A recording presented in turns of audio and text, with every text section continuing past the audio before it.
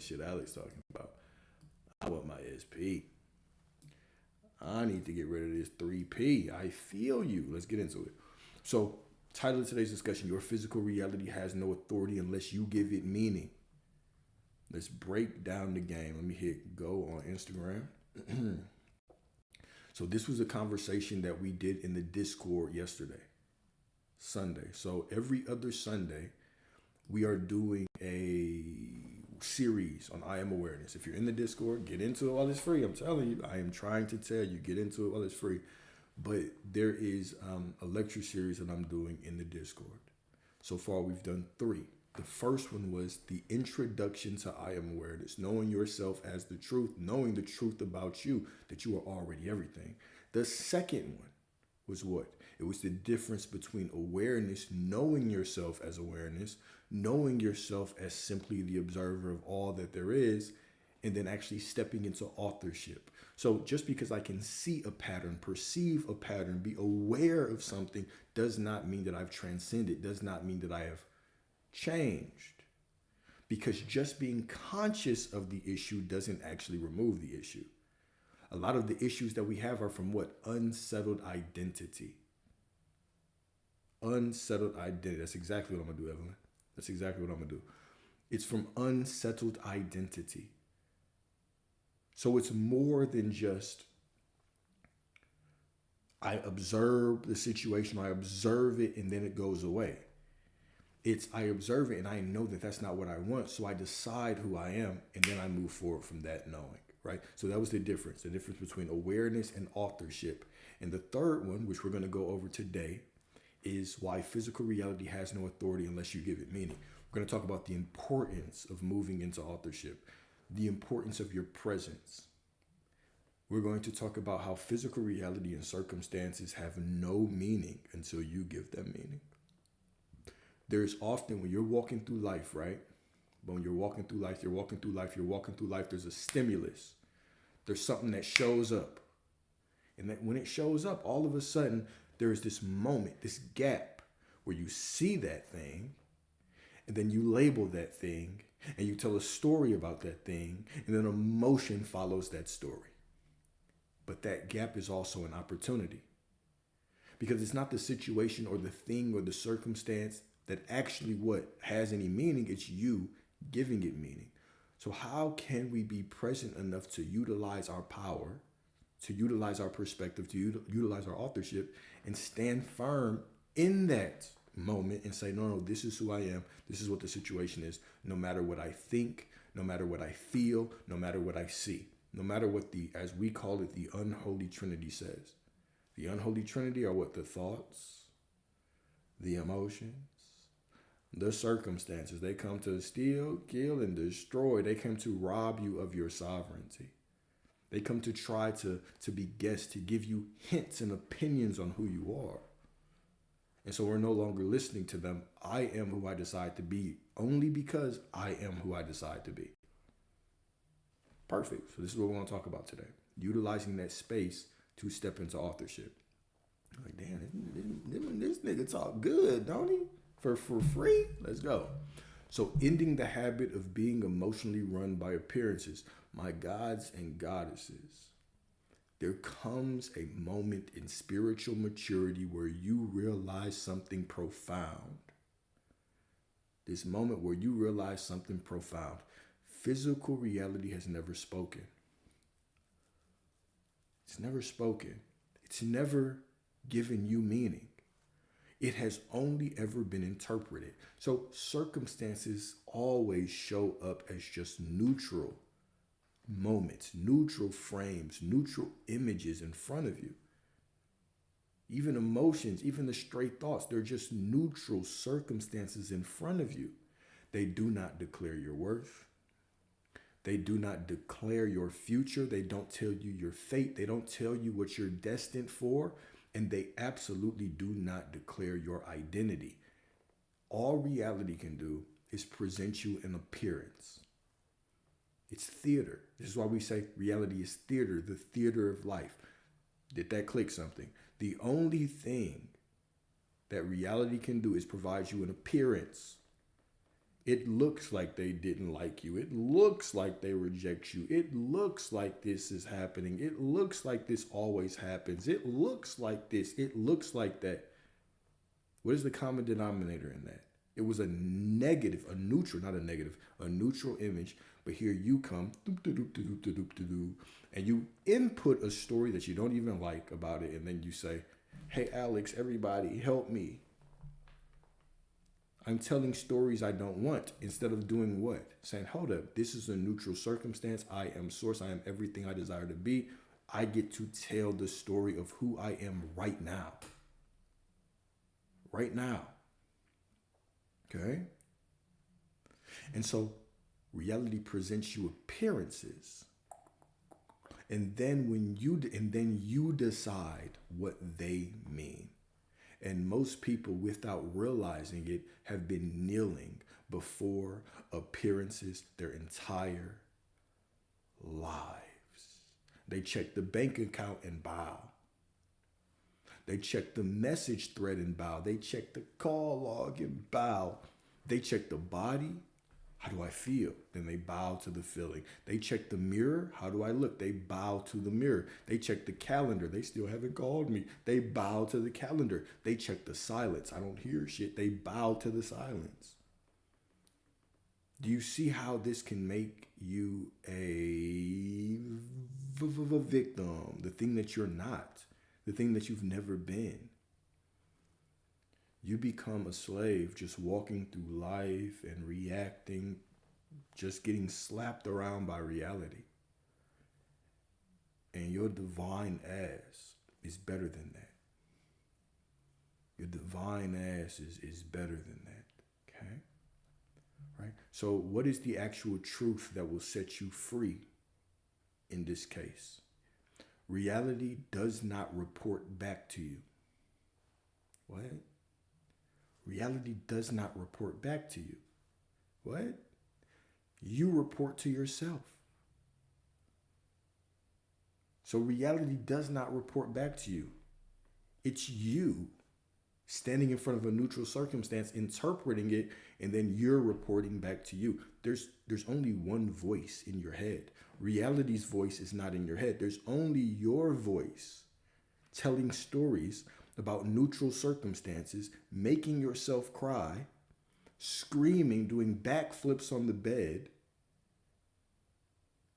because you are so distraught because you cannot seem to sit in this moment and tell the story of the truth of who you are, that you are already everything that you desire to be.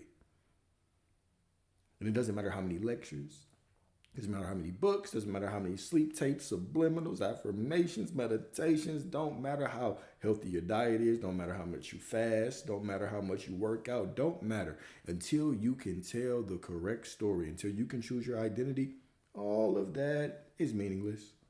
Until you can decide who you are, until you can sit in the knowing of who you are no matter what,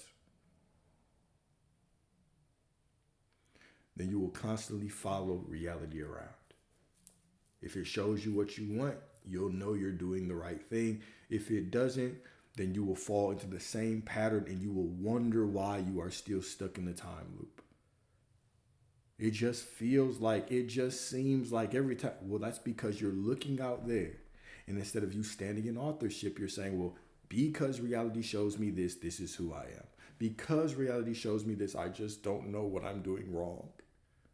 Because reality is showing me this, you're not doing anything wrong except for deciding that you're doing something wrong.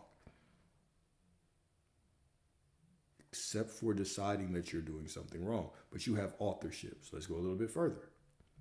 So I got 3 quotes for you. All right?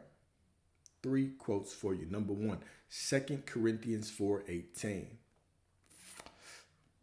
Nah, Michaela, don't go there. Don't go there. Don't argue with yourself. Don't argue for your limitations right here. It was just easy for you last week. You were good last week. You had one bad moment out of infinity. That bad moment wasn't even a bad moment. You're just judging it as a bad moment. That's it.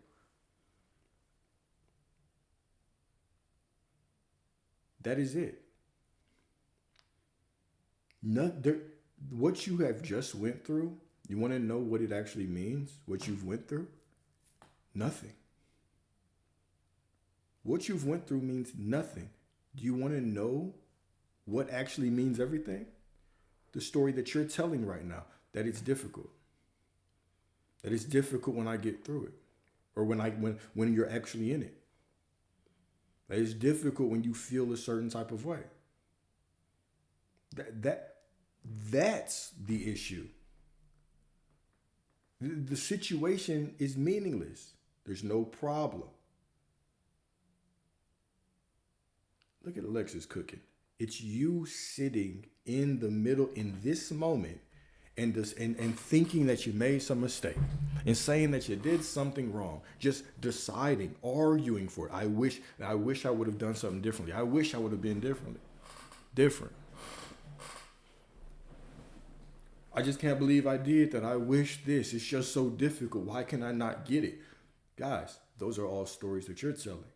No one's forcing you to say that, right? I want you to really think about this. It doesn't matter how much I tell you that you're doing everything perfect. It doesn't matter what coach, right? Because some of y'all love to hate. I don't care what coach y'all go to. I have no problem with any coaches, right? But here's the thing, right?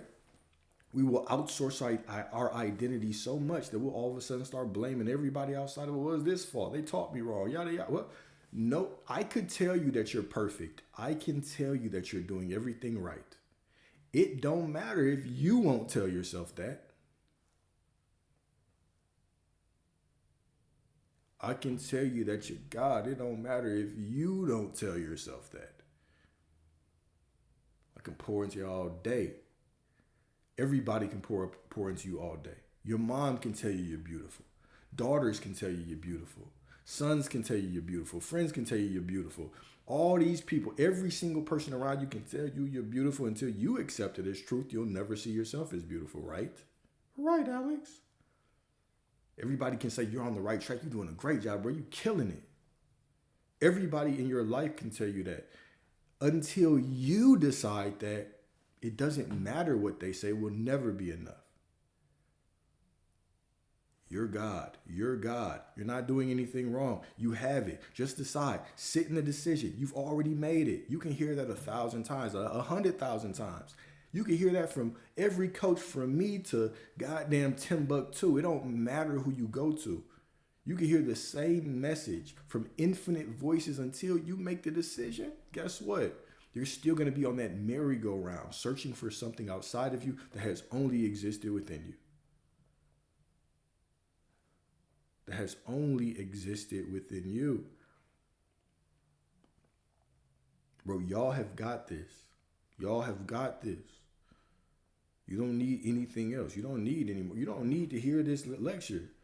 You don't. You don't need to sit here with your popcorn and your notebook open looking for the next poetic quote to get you across the finish line. You're already at the finish line. You're standing at the finish line. You're standing in your relationship. You're standing in your prosperity right now, deciding that you don't have it. Just blind. Just deciding that you don't have what you already are. But you do. You're waiting for the next breakthrough when the next breakthrough is you. It's you saying, hold up. I feel bad, but nothing's wrong.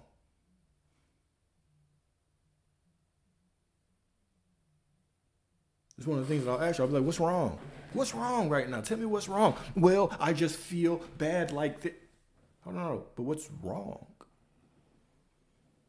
But what's wrong, right? Stop apologizing for being a goddess. Stop apologizing for taking up space. It's fine to ask a question. You didn't interrupt anything. I just decided to go on a tangent. This is my decision. This is my decision.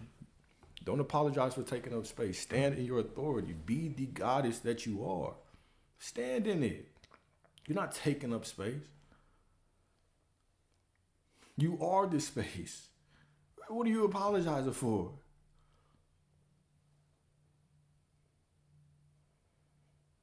I'm gonna start calling all of y'all out because I anytime y'all ask me a question and you'll end the shit with, especially when y'all are in the Discord, well, sorry, I know I don't want to take up anybody's time. Then why the fuck did you do it? You already got this lackful identity, and now you're putting at the bottom, I'm sorry for taking up y'all space. No, for what? This is the purpose of this space.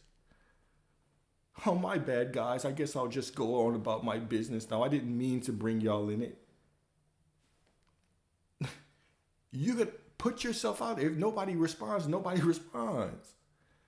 But you don't have to apologize for standing in your truth and just wanting a little nudge. You don't have to apologize for being yourself.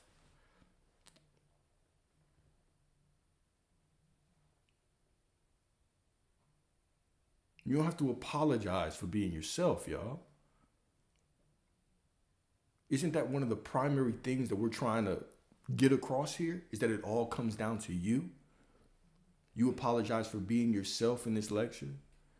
All of a sudden, now you go out with this person, this specific person that's been driving you fucking nuts for the last 2 minutes or two months, whatever the case may be. You tell them how you feel, and now you come back to me apologizing to me about how you express your feelings. What? Why are you apologizing for expressing your feelings? Why are you deciding in this moment that you did something wrong? And I just know they see me like this, and I'm just so sorry, and I wish I didn't do it. Shut up. Are you God or not? You did it. So who are you right now? You did the shit. It's over. Who are you right now? And it's another thing, right? You'll get so technique brained. So technique brained. I gotta do this brained. Right? Oh, just that I will sit there and be like, okay, cool. That's cool. You did all that shit. But who are you now? And you still won't answer me. You'll still go back to, well, I just did this and I just feel like this about this. I don't give a fuck. Who are you now? I don't give a fuck how you feel about what happened. Who are you now? Why do I say that? Because Source, God, the Lord, the law within you doesn't give a damn about how you feel about a situation that happened 10 minutes ago, 10 days ago, 10 months ago, 10 years ago. Only cares about who you are right now. And if I can sit here and I can ask you the question, who are you right now? And you don't answer me and I ask you again 3 times, I can guarantee that you're not standing with yourself and being like, okay, I feel like shit, but this is who I am. I can guarantee you're not fucking present. I can guarantee it.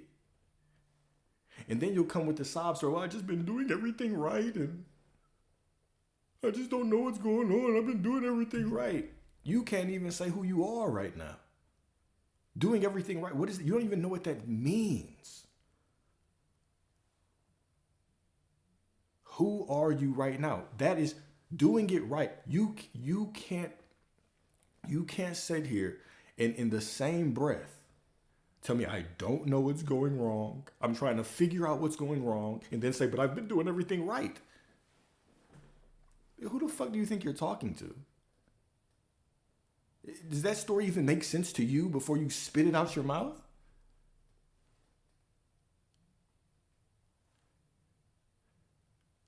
Oh, I just feel like I keep messing up and I don't know what's going on. I'm trying to figure it out. But Alex, I'm not doing anything wrong. I've been doing it right.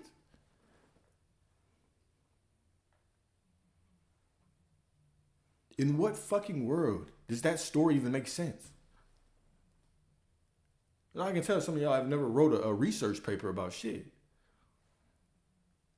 I'm sure that's not going to be essential. To your point, your points don't even add up. You don't even add up. You're double-minded as shit. I've been doing everything right, but I'm trying to figure out what I'm doing wrong. Get your block-headed ass out my face. Decide that you've done it right. There's nothing for you to figure out. Figure out why you keep telling the same dumbass, tired story that you've been telling for the last 3 years. Michaela, I'm not talking to you, by the way. I'm talking to all of y'all. Talking to all of y'all SP fans. You don't need coaching. You need to sit down with yourself right now in this moment and be like, damn, okay, why do I keep telling the story that I can't get what I want? Why am I addicted to saying it's not working out? Why am I addicted to saying I'm doing it wrong? Why am I addicted to suffering? Why? Why can't I just decide that I'm doing everything right for a week? What if you just broke your life down into days? Today, I'm going to decide that I can do nothing wrong. This would take you a lot further than watching this. Matter of fact, you can turn this video off right now. The only job you have to do is decide from this point forward, I am source. Everything I do is right no matter what. That's it.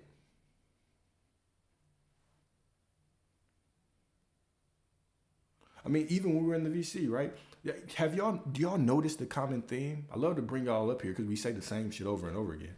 You're doing everything right, yada yada. You are God. It's all working out, yada yada. Y'all come up with the same shit. Oh, I know that you say it's all working out, Alex, but what about this? I get it. I'm God. Yeah, okay, cool. I'm God. But how do I decide as God? Yeah, I get it. I'm God, but yeah.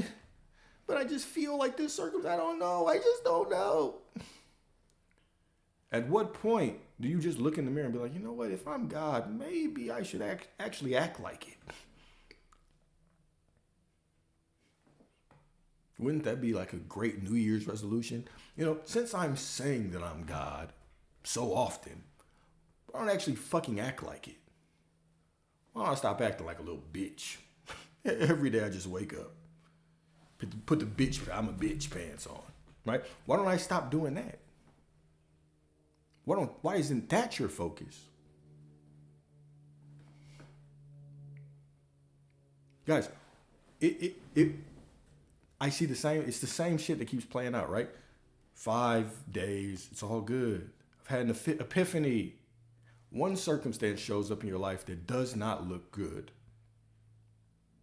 One circumstance. Not even 2. Not even 3. Just one. Just one circumstance. They don't text you back. Oh my gosh.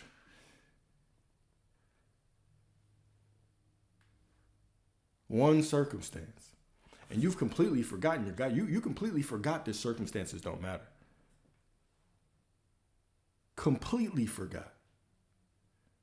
We have realized that you've been saying you're God, you've been saying you're in this identity, but the moment that somebody pulls the rug from up under you, you weren't standing on your own feet. You were leaning on them. You were leaning on that person. You were hoping, please prove me right.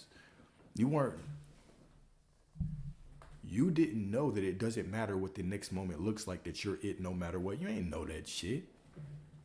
You didn't know that shit. You were pretending. You were hoping. You were peeking out there. You were waiting. Please affirm me, reassure me, validate me, stroke my ego, tell me I'm good enough because I don't know it myself.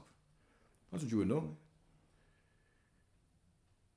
Then the moment they just farted wrong in front of you, you had a fucking panic attack.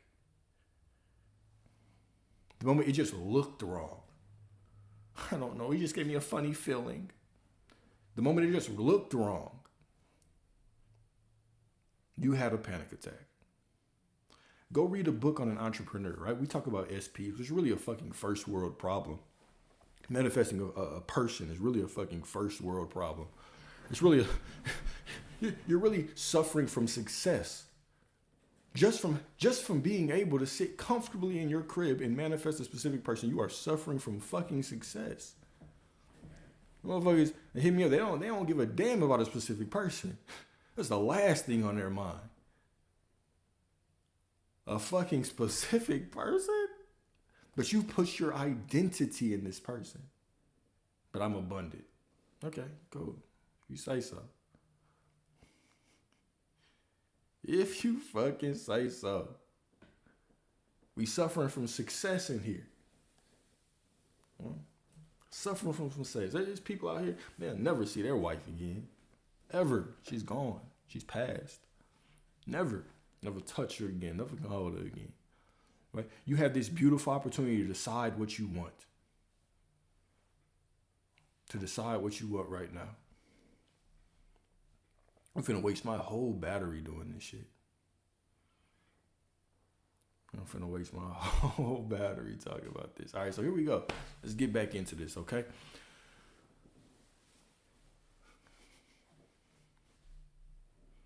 You can have whatever you want though. Don't start getting confused because you get your feelings hurt. Well, Alex said I can't have my SP. He said it's a first world problem.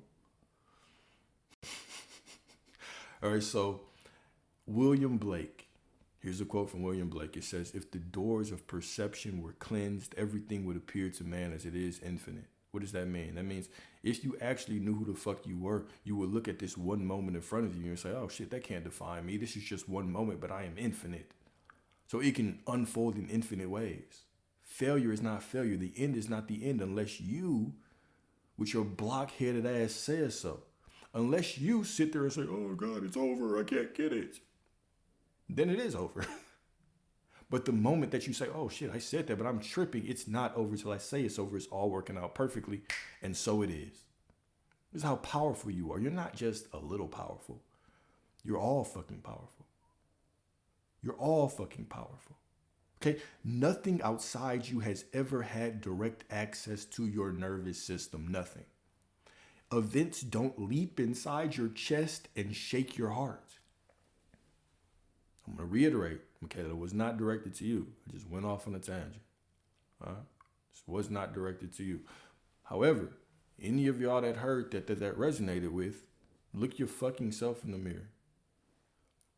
All right? So nothing outside you has ever had direct access to your nervous system. Events do not leap inside your chest and shake your heart. The event does not jump into you, possess you, and take over your heart. A text message does not contain anxiety within its pixels. And let me tell you another thing. Let's go further. A text message is not God. Some of you read a text message more deeper than you read the fucking Bible. Some of you worship the text message like you are reading ancient scripture. You looking at that motherfucker for signs and clues and synchronicities. Oh my God, I don't know. Oh no, what does this mean? It don't mean shit. You will scour that text message. You will scour that text message. You will read it up and down. You will analyze it. You will copy and paste that motherfucker into ChatGPT. And then you will have a whole nother dialogue about it. And then you'll get pissed off at ChatGPT for telling you the wrong shit. Man, I shouldn't even pay for this stupid shit. I shouldn't even pay for this stupid shit. I can't believe this shit. A text message doesn't contain God. A text message is just a fucking text message. All right? A bank balance does not contain fear in its numbers. That's just you telling a story about it. The disturbance, where does the disturbance come from? The disturbance is born in the space between perception and interpretation. It shows up, the little text message shows up. You said, hey, I want to see you tonight. He said, bet. B-E-T. All lowercase. No exclamation point. And you turned into Sherlock fucking Holmes. No exclamation point. No capital letters. What does ChatGPT say? Let's send it to the group text. You could just as easily been like, oh, he's busy. But he still absolutely loves me, bro. He had to break away from his busy ass schedule to text me. I know some of y'all know that's not true because some of y'all SPs are bums and don't have a fucking job. But I digress. Okay, I'm not gonna talk shit no more. I'm not gonna talk shit no more. All right. So the disturbance is born in the space between perception and interpretation. Something happens, and in a fraction of a second, you decide what it means. You label it rejection, failure, danger, delay, whatever the case may be, right? Circumstance comes up, it's neutral. You label it some shit. This must be what it means, right? And then what happens? You feel the emotion that matches the story you just told, and then you put that I word on it that y'all love to use. Well, Alex, how do I know the difference between my intuition and the... I'll tell you what your intuition is. Some of y'all going to argue up and down for this. You're going to say, that's not what the tarot reader told me. So your intuition is your fucking pattern recognition.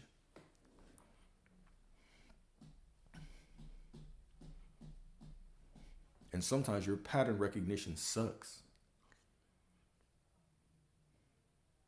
Sometimes your pattern recognition, it sucks. It's terrible. Your intuition only works for the shit you don't want, huh? You only have intuition when you get caught cheating. Interesting. Okay, I found this on the web for when you get caught cheating. Check it out. Siri talking to y'all too. Siri talking to y'all ass too. Y'all hear that? Thank you, Siri. Send the fucking link to their ass. All right. So nothing in the world disturbed you. Nothing in the world disturbed you. It was your interpretation of it. It was your interpretation of it. I ain't never fucking Googled that shit. I ain't never fucking Googled that shit. All right. So isn't this freedom? Isn't this freedom to know that if your view is what creates disturbance, then your view is also what can dissolve it? The same silence that once felt like abandonment can become peace. Just by switching your perspective of it. The same obstacle that once felt like humiliation can become refinement. It's just an opportunity for me to step deeper into my identity. For me to recognize that I'm already it, no matter what, right? When you understand this, appearances will lose their authority. They can present themselves, circumstances can show up, but they can't define you. The circumstances can't define you. They are absolutely neutral, absolutely meaningless until you crown them meaning, and the crown has always been in your hands. This is what it means to be sovereign. To walk around so present that you can utilize that moment and say, I don't care what this situation looks like. This is what it is, and this is who I am. Yeah, I feel like this, but this is who I am. Yeah, the straight thoughts came up, but this is still who I am. That is being sovereign.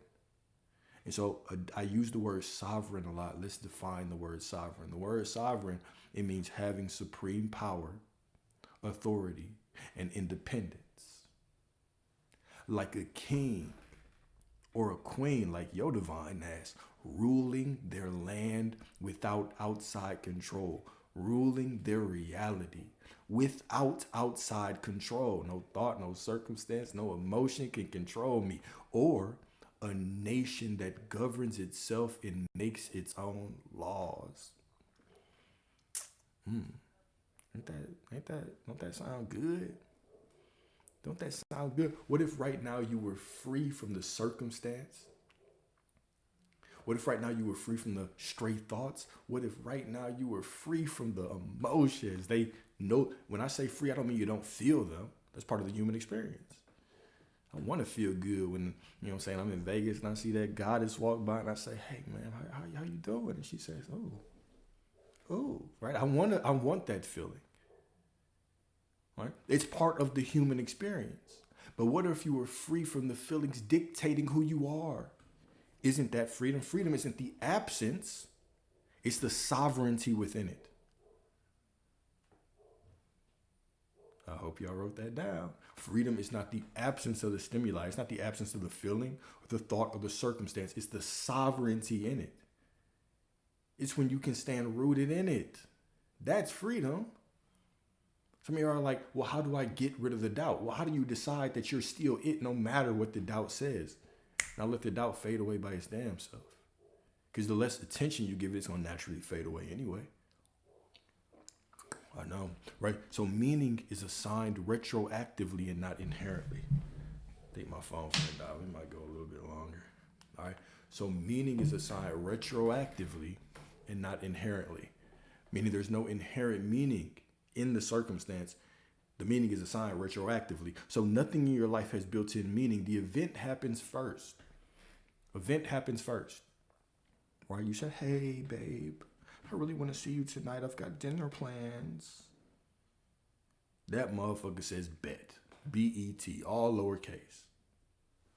The event happens first. The interpretation happens second. You go from interpretation happens second, because the interpretation is so fast, you mistake it for fact. But you just haven't been present enough to utilize that space and say, this means nothing. I might feel bad, but I don't need to really think about this shit no more. That means nothing. Let me go on about my life. Or at the very least, say it means nothing. But you can also, insert the meaning that you want to it, right? Knowing that your source. So here's another quote. And this refers to treating circumstances as God. Just because everyone reacts, it is no measure of health to be well adjusted to a profoundly sick society. It is no measure of health to be well adjusted to a profoundly sick society. Let's say that again, or let me say it a different way. Just because everyone reacts the same way to circumstances does not mean the reaction is truth.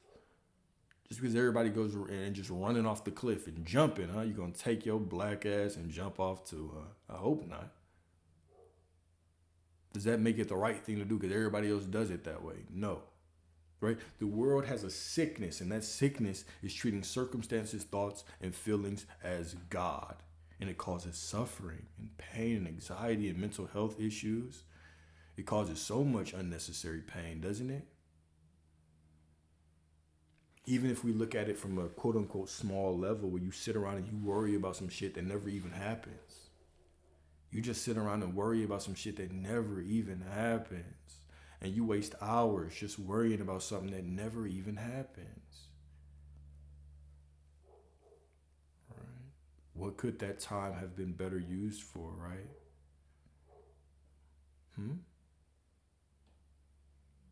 Cool. You lose something, quote unquote lose something. Let's put it in quotes. You lose something. Right? You lose something and you instantly call it bad.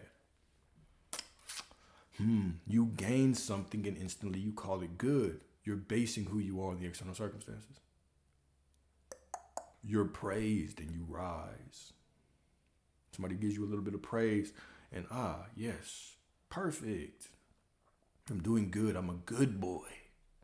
Give me some praise. I got a praise kink with reality, right? You are criticized and you fall. Y'all freaky as hell, a little praise kink with reality. Now you're criticized and you fall. But the actual meaning is never in the event. It's in the label. The meaning is not in what happened. The meaning is in the label that you put on it, that you give to it. Let me break it down different. I know some of y'all been dropping your heads. If right now you have amnesia, you get hit over the head with a rock. Your SP is tired of you. They run up and they hit you over the head with a rock.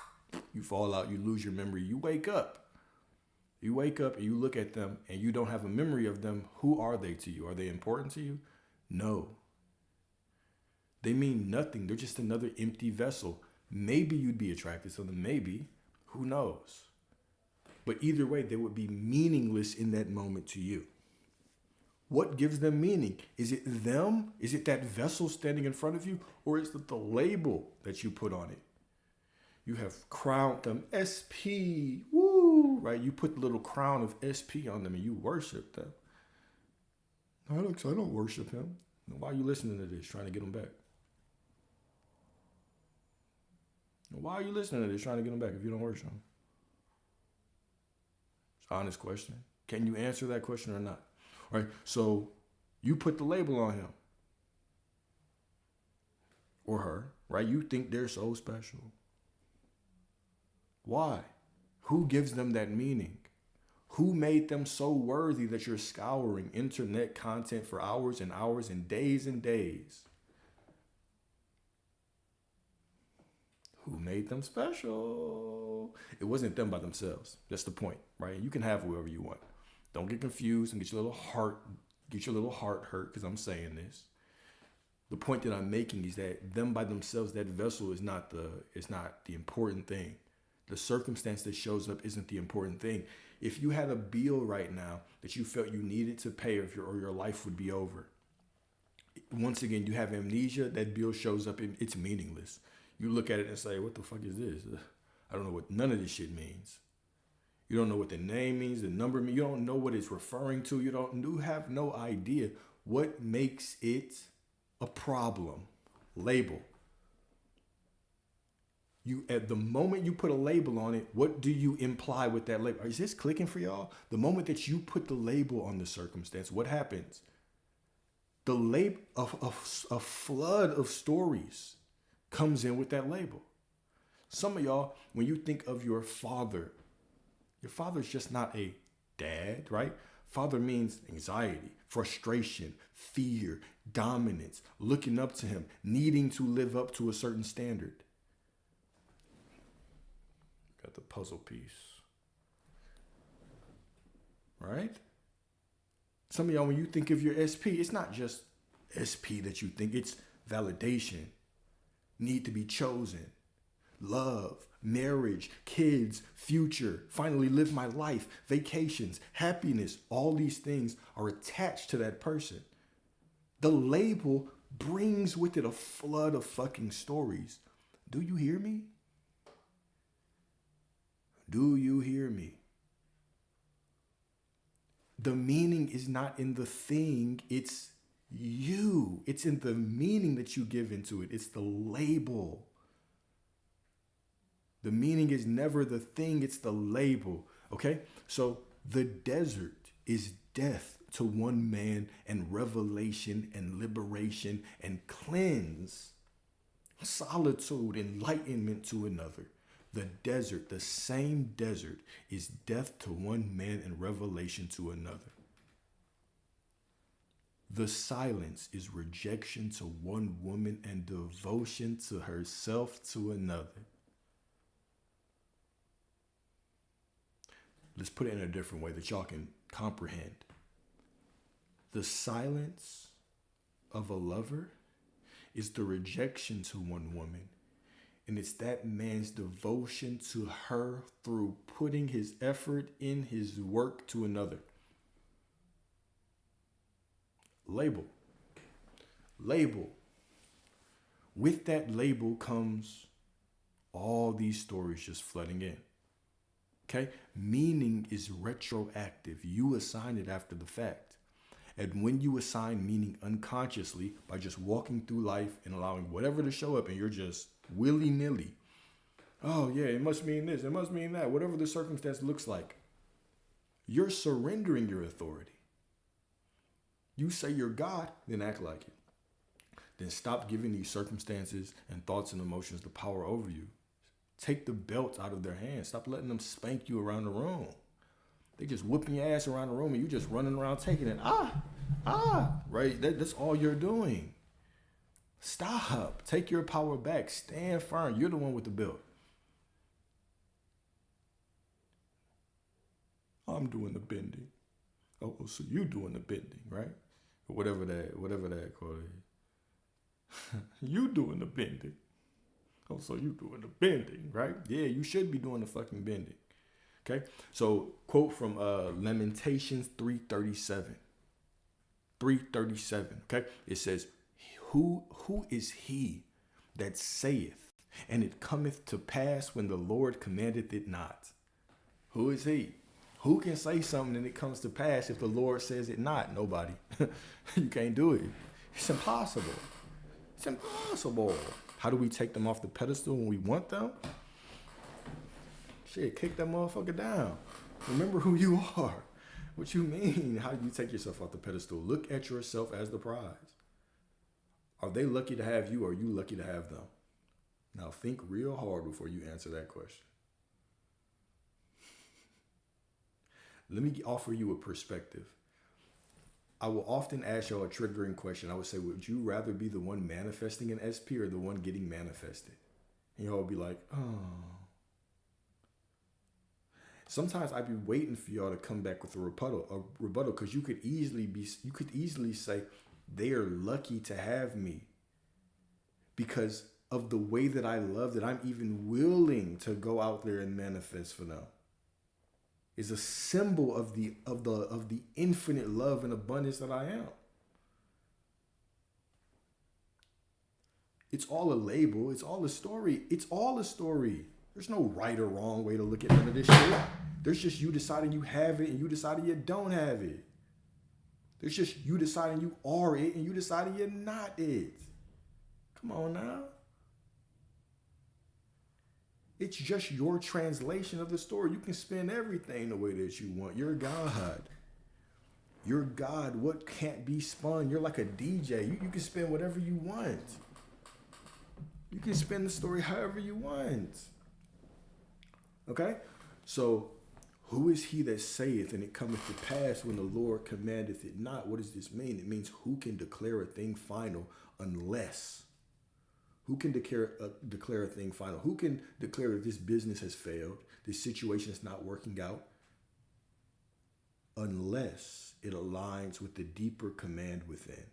So let's slow down. Not too slow, because I only got 10% left. If the Lord, and what does the Lord represent in the Old Testament? I got my other phone. We can slow down. When we say the Lord, and we're referring to the Old Testament, what is the Lord? Pop quiz. Whoever gets this wrong is going to get blocked. What is the Lord in the Old Testament? Get it wrong. Get it fucking wrong. What is the Lord in the Old Testament? The laws. You're brave soul. One brave soul. Knowledge. Awareness. I am.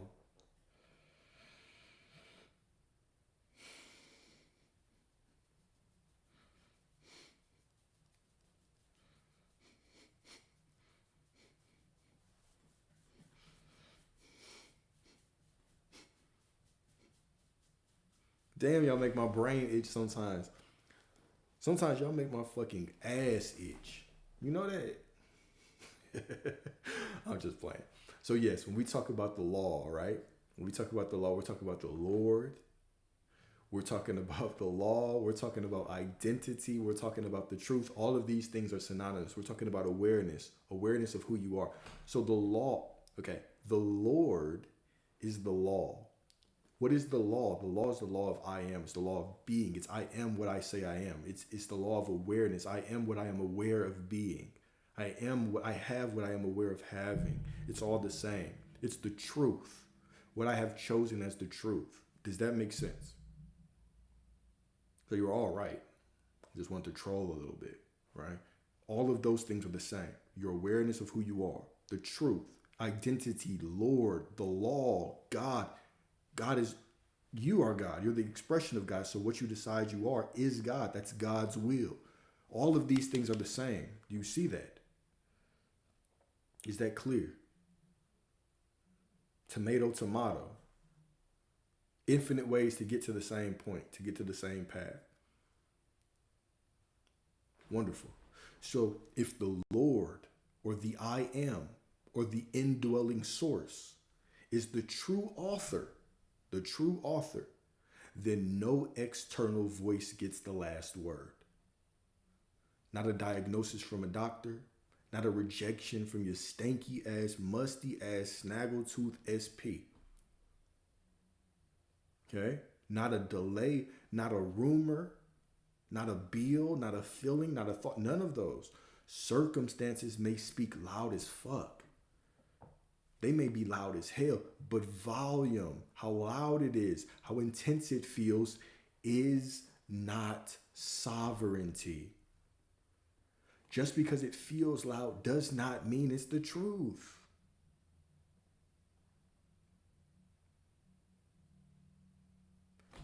Hello, do you hear me?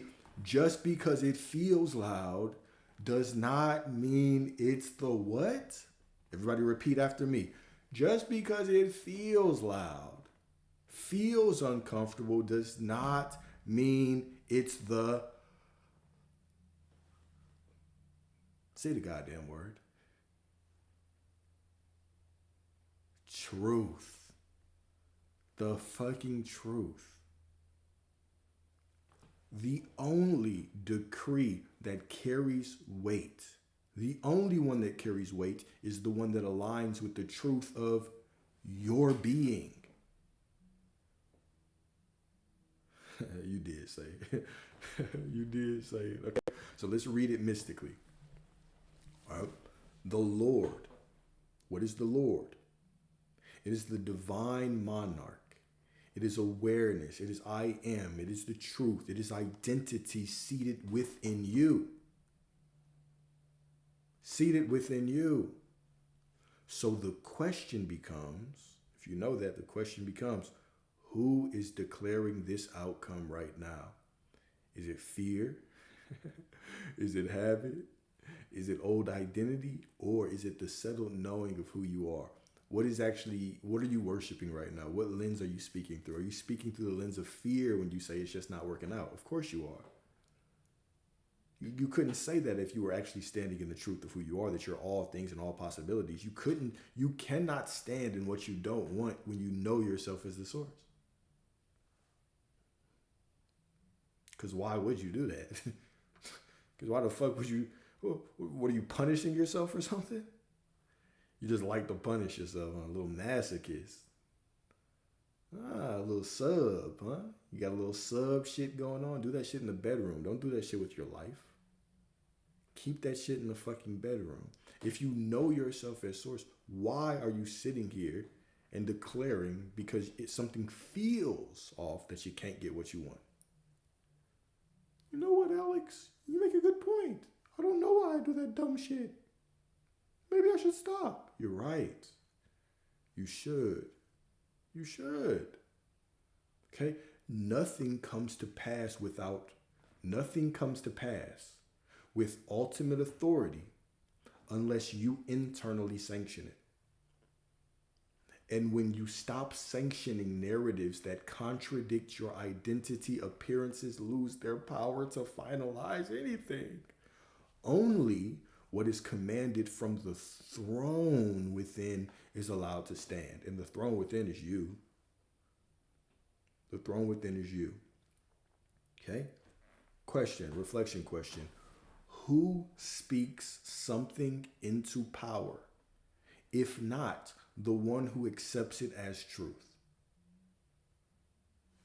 Nobody, Alex. You're right. Can anybody speak something in your reality into power if you don't accept it as truth?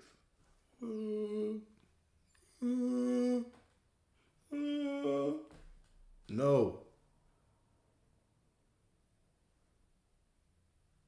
But what about this? No. But you don't understand. I just feel this. No.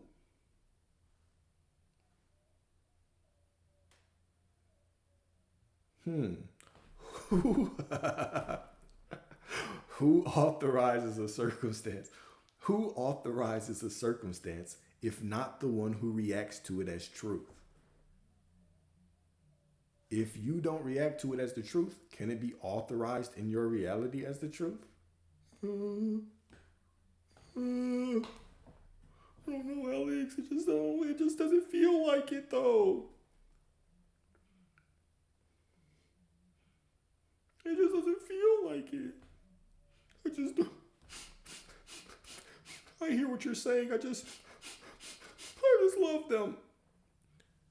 Then why don't you give yourself permission to have them right now? I just don't. Okay. Right? Who authorizes a circumstance if not the one who reacts to it as truth? Nobody can, right? You're the only one who can authorize the circumstance. You're the only one. How isn't that freeing? You're not bound to anything. You're not bound to any circumstance. You're not bound to any thought. You're not bound to any feeling. You're not bound to anything. You're not bound to anybody being like, hell no, you're doing it wrong. Pay for my course. Affirm 300 times a day and then you'll have them. You're not bound to them.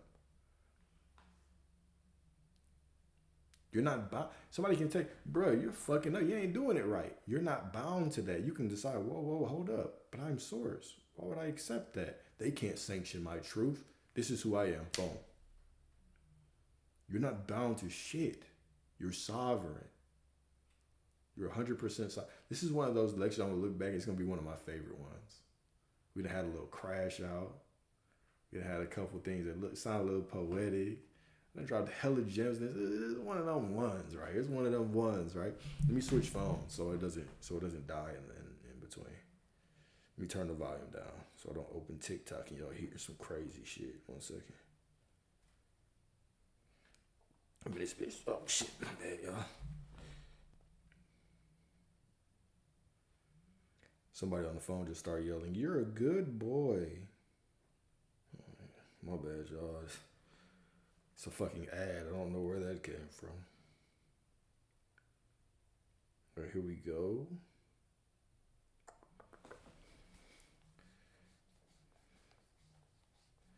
My bad.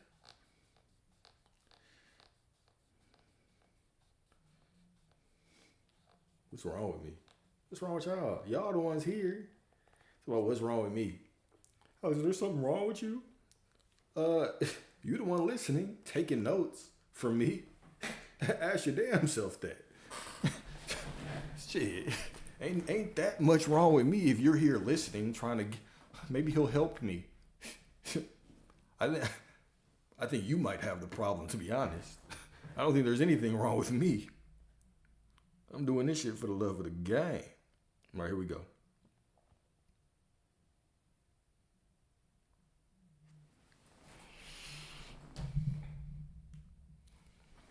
Yeah, I accidentally ended all that shit for TikTok. But we're going to keep going on YouTube. My bad. They'll join in if they want to. And plus, if they join in, I'll be able to see who's actually still here, who got tired and left. So, fuck TikTok. YouTube, we're going to thug it out together. Right, so, number 2, reactions keep reality in charge. Reactions keep reality in charge. All right, so here we go. Reaction. This is the triggering one. I forgot, this is the triggering section. Reaction automatically is worship. What does that mean? Reaction automatically is worship. Okay? So whatever you react to emotionally becomes your God.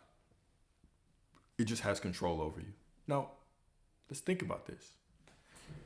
Is the reaction the issue? Is the actual emotional reaction the issue?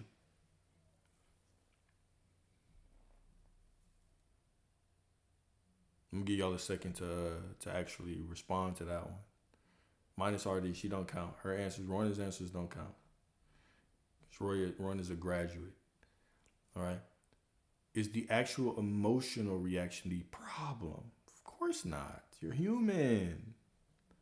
What is the actual problem? It is you taking that emotion and then using that to say, this is who I am because I feel like shit. Because I reacted to the circumstance, this is who I am. That's the issue. It's the identification, right? It's the identification. Okay? So you say you believe in abundance, but you panic when numbers drop. It's triggered out. Is the actual panicking the problem? No, it's not the problem. But let me challenge you, okay? I want you to think about this. Let's say that you tell me, Alex, I've been walking in the knowing of who I am, and I've been doing it for X amount of time. I don't know how y'all have these y'all love timelines, right? Oh, I've been doing it right for 3 months. Okay, whatever. So if you're constantly still seeing the same circumstance present itself and you're reacting the same way after 3 months, the circumstances don't matter. The reaction don't matter. But wouldn't you think, okay, wouldn't you think that eventually you would stop responding as much? Do you think that perhaps if the same thing shows up over and over and over and over and over and over and over and over and over and over and over and over and over again, and I'm reacting the same, I'm having a major crash out every fucking time, do you think that maybe, Alex, but I thought my emotions don't matter, and I say, but who are you being? And you're like, well, I don't know, I'm just so tired of this circumstance. Do you think that maybe the constant reaction is telling you that maybe you're not rooted in that identity? Perhaps. Do you think that could be a possibility? I'll give y'all a second to lie and say, no, it doesn't mean anything.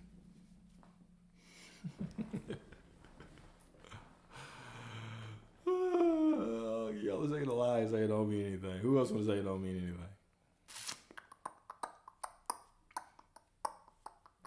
Sure. It doesn't mean you can't get what you want. No, you can still get what you want. But perhaps could it be a sign that says you're actually not really just leaning in the identity of having it? Let's play devil's advocate and let's switch sides. Because this is what I hope y'all do when I say these things. I hope you switch sides and you're like, what about this? Let's say that you're with this person, right? You're in a beautiful relationship. Let's say that they work or they are, let's say they're in the military and they leave. And let's say that they leave every 2 years and they leave you for months at a time. All right, here we go. Do you think that your emotional reaction to missing them over and over again, all right? No, look, don't let me pull you out your identity. Don't let me pull you out your damn identity. The moment that I disagree with y'all and y'all start trying to fucking argue back with me, I'm like, nah, you weren't who I thought you were, all right? So here we go. If this person was going to leave for 3 months, 6 months, a year at a time, right? And you're constantly having the reaction of missing them, does that mean you're not in the relationship anymore? Does that mean you're not in the identity of having them?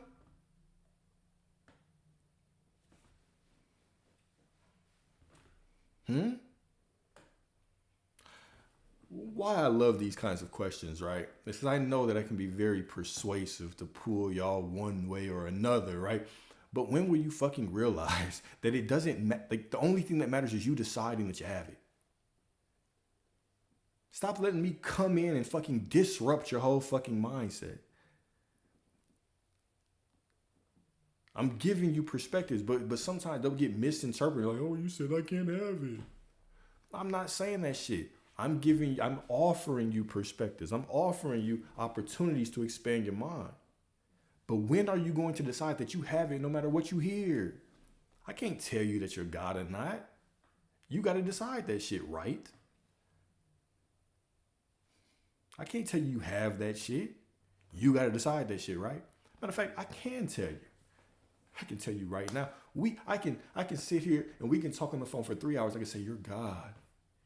You're God. You have it. You have it. It don't matter until you accept it. I can tell you you don't have it. You can sit around with your homegirls for 3 months straight. Y'all can go on your little girls trips. You can do brunch and they can all tell you that your man is a cheating, lying piece of shit and he's not doing right and yada yada. They can fill your head with all kinds of nonsense and he could be at home being the most faithful motherfucker. You don't step into their reality until what? Until you accept it as truth. Until you accept it as truth. It's you. It's you. That's why I like Josh, right? Boy, Josh just stand on business. I'll tell y'all some shit. All of y'all will go against the grain and Josh will stay in that bitch and be like, I don't care what you said. This is what it is. That's what I'm fucking talking about, bro. Right? When will you make the decision for yourself? Well, no, Josh said, nope. I said, you don't think it might be telling you something? That motherfucker said, nope. 1 word, 4 letters. See? And some of y'all, if y'all SP hit you up and said nope, 4 letters like that, you would have put that shit in Chat GPT. What does this mean? What does this mean? All right, so here we go. Let's keep going. The reaction reveals the throne. The reaction reveals the throne, okay? So the mystics taught detachment as sovereignty. Detachment as sovereignty. Now, we're not talking about you can't want what you want. That would be another condition to say, if I want it, I can't have it. Says who? You're God. You're the only one saying that nonsense. You're the only one saying that now, and it makes sense. I can only have it if I don't want it. Shit, I don't want to get evicted. Do I? Can I? Do I just have to try not to want to not be evicted and I can finally get the money? See, all that cute shit sounds good when you're talking about your little musty SPs. You just shouldn't want him, and then I can have him. Okay. Your first world problem manifestation. Let's put you on the edge of getting kicked out your house with no job and see how that stands up. See how that stands the test, right? That is just another condition. When we talk about detachment, what are we talking about? I'm detached from getting my identity from the external circumstance. I don't care what it looks like. It doesn't define me. I'm detached from deriving identity from the external circumstance. This is a fucking masterclass. I am detached from deriving my identity from the external circumstance. It is what it is, but I am that I am. It is what it is, but I am that I am. Okay? So detachment is command. When you stop reacting automatically, reality loses its microphone. When you stop reacting automatically, when you're present enough to say, no, this is who I am. So instead of me just wanting to react automatically, I'm going to step into sovereignty, into authorship, and I'm going to say, well, yeah, I feel this way, but this is who I am. The circumstance looks like this, but this is what it is. This is who I am. It can present an image. It can present an image, but it cannot move you unless you consent. It cannot move you unless you consent. A very empowering way to live. Very empowering, right? Because now you're walking through life and you're taking your power back. You're standing in your authority, right? You're standing in your authority, right? And most of us, most people have been consenting without realizing it. Even that, Roscoe Bella, is you consenting, right? I feel like I'm being tested.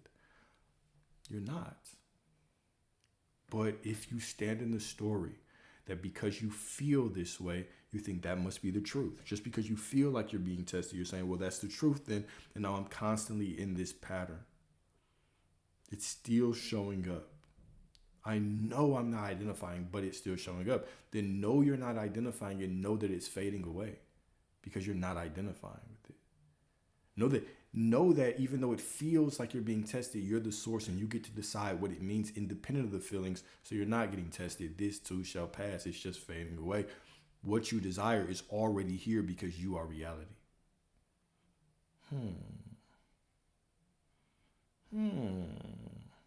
Perspective, perception is reality.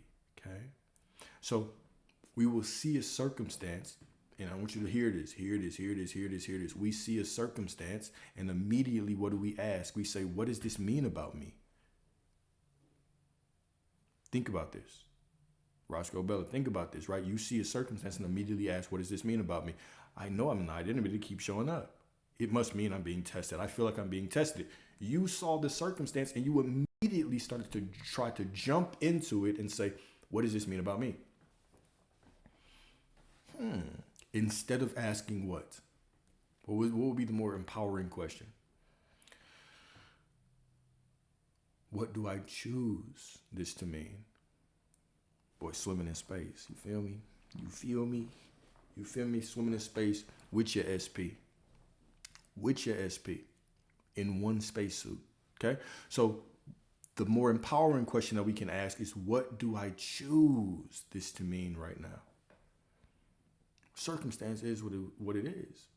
So if it is what it is, what do I choose it to mean? Who am I right now? Who am I right now? Okay, one question makes you a subject. It makes you a slave. The other makes you a creator. At the very least, you see something you don't like, you should say it means nothing. But if you really want to get in your bag, you can say it means whatever I fucking say it means. It means that everything is working out perfectly for me. That's what it means. It means nothing less. It means nothing less than everything is working out for you, boy. That's what everything means to me. It's all a synchronicity. It's all a synchronicity. All of it. All right. Number 3, the illusion of consequences when identity is settled. Let's go deeper. When identity is unsettled, everything feels like a threat. When your identity isn't settled, when you're not settled in the knowing that your prosperity or your love or you had that relationship, that relationship that you want, everything feels like a threat. The text message response taking just a little too long, it sends shivers up your little spine, right? Shiver me timbers. Woo. It sends a little electric pulse up your spine, right? When identity is settled, when you know yourself, right, what happens? Nothing feels fatal anymore. It's not fatal. It's just a circumstance. It's not fatal. It's theater. It's a moment within the illusion. And all of that is fading away. All of that is fading away. I feel like somebody's trying to make it rain on me right now. I ain't showing no ass. Okay, I ain't showing no ass. But I appreciate you, Chrissy. Thank you. All right. So Romans 8:31. It says, "If God be for us, who can be against us?" Now, when we say God, what are we talking about? Nah, you to go. If God be for us, who can be against us? What are we talking about with God? What are we talking about with God? Right? If God is in us, for us, in us, listen to the good brother. Listen to the good brother, JC. All right? So if God be for us, who can be against us? Who? Okay, so if the source of all reality is aligned with you, then opposition becomes theatrical. It may look intimidating, but it cannot be ultimate. I'm finna strip badges away when people don't do what they're supposed to do in physical reality too. If you tell me, Alex, bro, I just want to talk to you because something in my life's been bothering me. I really want to lock in on finishing this thing and I just want your help. And I see you not doing this shit, playing around. Badge is stripped. Hey, if the shoe fits, wear it. I'm not talking to anybody. But if the shoe fits, wear it. If the shoe fits, wear it. Okay? So, if the source of all reality is aligned with you, then opposition becomes theatrical. I know what you're going to tell me. You're going to be like, I was working while I was watching your live. Really? Working on what? Which emoji you were going to send next? They're going to working on conjuring jokes in the comment section. That's what you're working on. All right. So then opposition becomes theatrical. It may look intimidating, but it cannot be ultimate. It cannot be ultimate. It might look intimidating. It might look loud, but it cannot be ultimate. If the creative intelligence that animates existence itself moves through you, what external arrangement could truly override that? This is the creative power that creates worlds. If it moves through you, what can override that? Nothing. If all of this came from you, came from the source within you, what can overwrite everything? Nothing. Nothing. Nothing can overwrite it. Circumstances can rearrange. People can misunderstand. But none of it possesses final jurisdiction over a life rooted in divine identity. Against you, this is the key right here. Against you is different than appearing against you. Because some of y'all are like, it's just against me. It's just against me, Alex. No, it's just appearing against you. Let's stop lying. Let's stop telling lies now. There's nothing against you except for your words. The situation's not against you. It's meaningless. You're against you right now saying the situation's against you. It's just appearing against you. Did that scratch some of y'all's brain? Did that tickle some of y'all's brain? Did that make sense? What is the difference between, here's the ponder. What is the difference between something being against you and appearing against you? What's the difference between something actually being against you and appearing against you? Let's go back and read. If God be for us, who can be against us? Meaning nothing can be against you because God, which is everything, is for you. So there's literally no other power out there. There's literally nothing else out there. There's just you. A typo. Maddie, I saw a typo. We might have to put you in jail for the typo now. Okay, I'm gonna think about it. I'm gonna think about it. All right. So if God be for us, who can be against us? So nothing is against you. The only person that can be against you is you, like the God has said. It's just you, right? So what is the difference between against you and appearing against you? It means that nothing could be against you. It can only be appearing against you, which is just the illusion doing what the illusion does. Appearances have never been sovereign.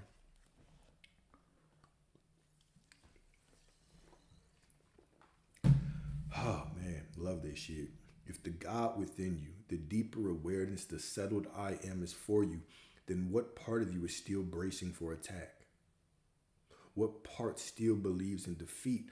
Most of the battles you feel are internal negotiations between fear and knowing. When identity is anchored, resistance even becomes refinement. Meaning, a circumstance shows up, you simply can approach it with presence, pause in that space, and say, the circumstance is what it is, but I recognize that I am that I am. That's all refinement is. I'm not saying that the circumstances I'm not that guy that's going to be like, oh, well, the circumstance is testing you. It's making you stronger for your blessing. Fuck that. What I'm saying, the refinement is even in that circumstance, I recognize that I am it. I recognize, I can remember that I am who I desire to be. That is refinement. Does that make sense? Yes, Alex. Okay, perfect. So, nothing can truly be against you when the core of your being is aligned with the author of all outcomes. The author of all outcomes. The only thing that ever stands against you is the doubt that forgets who is standing within you. And even the doubt is not a problem. Is it a problem? I should have asked y'all, quizzed y'all. Is the doubt actually a problem?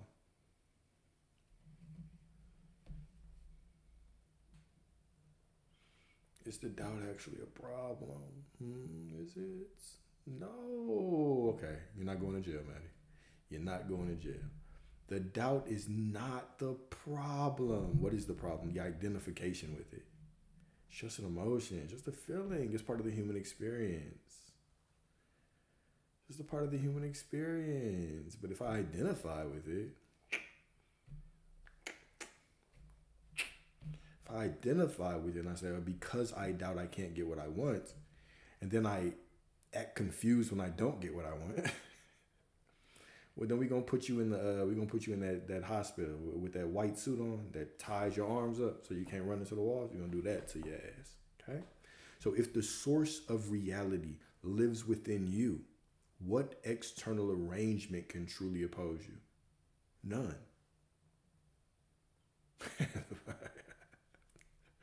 When you know who you are, circumstances lose their sting. But when you are unsure of yourself, even neutral events, the paradox is they're all neutral events, but even neutral events feel catastrophic. When you're unsure of yourself, even the neutral events feel catastrophic. You interrogate the way someone touches you. They don't know how. I wonder how they learned that touch. Was it from the 3P? I don't know. I just feel like you don't care about me anymore. Even the way that they look at you becomes an interrogation. Instead of you actually being present and in the moment with them. I know some of y'all are probably too spiritual to ever have went through that. I know some of y'all have never been there. I know. You're perfect and whole and complete and always been as such. I got you. Okay? So the illusion of consequences is this. You believe circumstances can undo you, but identity precedes outcome. So, quote from St. Teresa, she says, "Let nothing disturb you. Let nothing frighten you. All things are passing, but God never changes." That's you. The truth of who you are, that you're all things, your infinity, is never going to change. It's never going to change. If what you are is rooted in the unchanging, what exactly is there to fear? The only thing to fear are appearances. And appearances have no authority anyway. So hopefully, this is helping you pull away the power from the external circumstances. If you took just what we've talked about so far, and you went from being externally focused to where you're looking at reality and you're constantly looking for signs and looking for meaning, and then you just started being internally focused, where you actually begin to look at yourself and know yourself as what you want, it would automatically become much easier for you to deal with circumstances. What if you became more conscious of yourself than conscious of out there? Conscious of yourself as love, conscious of yourself as the one who decides,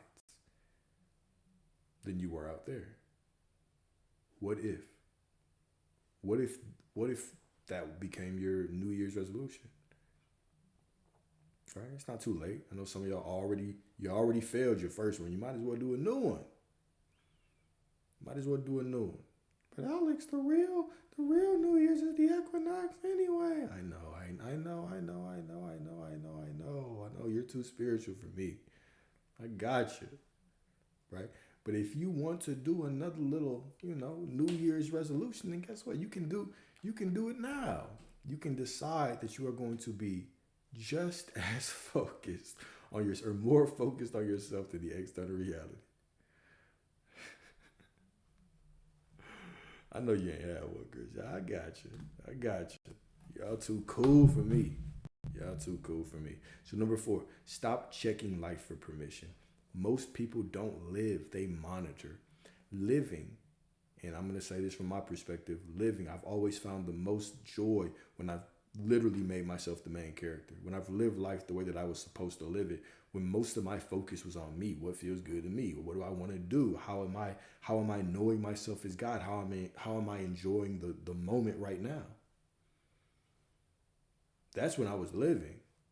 But before I was really making that my priority, I was just walking around monitoring circumstances. I wonder how this party's going to be. I wonder how this circumstance is going to be. I wonder how this person's going to be. I wonder how this meeting's going to be.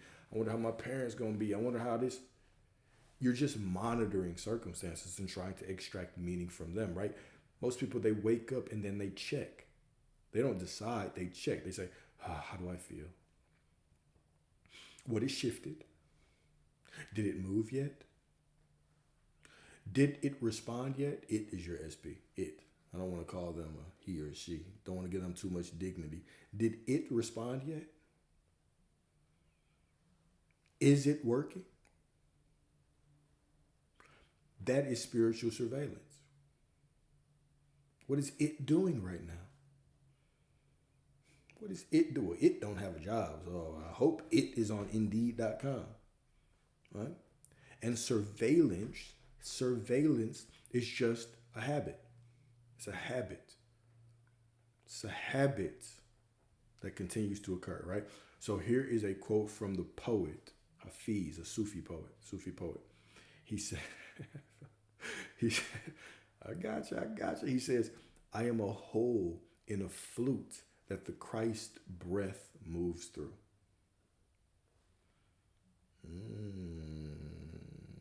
I am a hole in the flute that the Christ breath moves through. Let's get a little bit poetic, okay? To be the hollow or the instrument, right, of the flute is to surrender the illusion of personal strain. The music, right, your action, your being results. Life itself. Life is not manufactured by the reed or by this physical vessel. It is carried by the breath. It is carried by the breath. You're not the origin of force. You're not forcing yourself to do anything. You are the vessel of flow. You choose identity and things flow from identity. Reality flows from identity. The ego believes it must push, perform, defend, prove, strive, try, reach, climb. But when you empty yourself of resistance, when you empty yourself of comparison, when you empty yourself, when you stop worshiping the illusion of anxiety and fear, you actually just become an instrument. When you stop telling the story through the lens of fear, because I fear it, this is what it is. Because I'm anxious, this is what it is. Because I see this, this is what it is. When you stop doing that and you begin to focus on self, when you begin to focus on self, know yourself as source, and allow everything to flow from there, you become an instrument. And what moves through you is divine intention. Divine intention, the Lord flows through you from identity, from the knowing of who you are. The melody of your life was meant to be allowed. Not forced, but allowed. And notice, really pay attention to the intimacy of this. I am a hole in a flute that the Christ breath moves through. I am a vessel that the breath of God just simply moves through. The wheel of God, the intention of God simply moves through. But I'm also the will of God. I'm also the intention of God. It's saying intention is enough. But then when we get to the deeper point that the Christ breath moves through you, what is breath? Breath is intimacy in itself. It's close to you. It's warm. It is life itself. Breath is life. Where there is no breath, there is no life. You could almost say that breath is a carrier of life. To say the Christ breath moves through you is to say that sacred intelligence animates your very existence. All right? DM me a picture of your musty SP so I can prove you otherwise. Matter of fact, post a picture of your SP in here. Tag him in here so everybody can judge you. Tag him in here so we can all see and we all can tell you the truth. We're going to bring you back to reality. All right? You're not separate from it. You're not separate from Christ. You are shaped to carry it. This divine vessel that you are is shaped to carry the intention, the will, the breath of God. The holes in the flute are the very space that make music possible. The places where you feel empty, surrender. The places where you feel broken, surrender. Those are often the places or the openings through which something holy can begin to sing through you. It's almost as if those painful moments or the moments you feel broken or anxiety or fear are just calling you into remembrance. They're like alarms. But what happens, here's a gem. What happens is the fear or the anxiety shows up and you think that's the fire when it's just the fire alarm.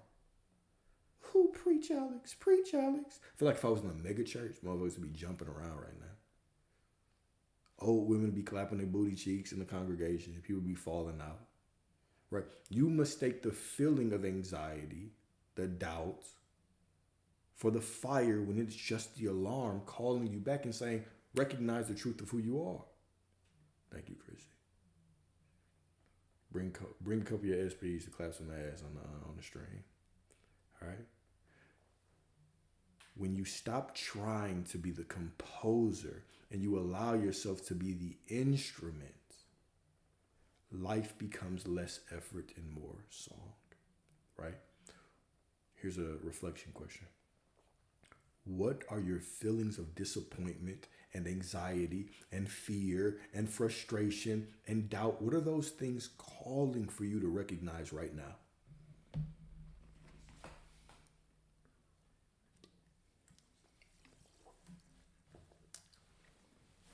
What are those things calling for you to recognize right now? Could they just be calling you to recognize the truth? Could they just be saying, come back home. Come back to the recognition that you're already what you desire to be.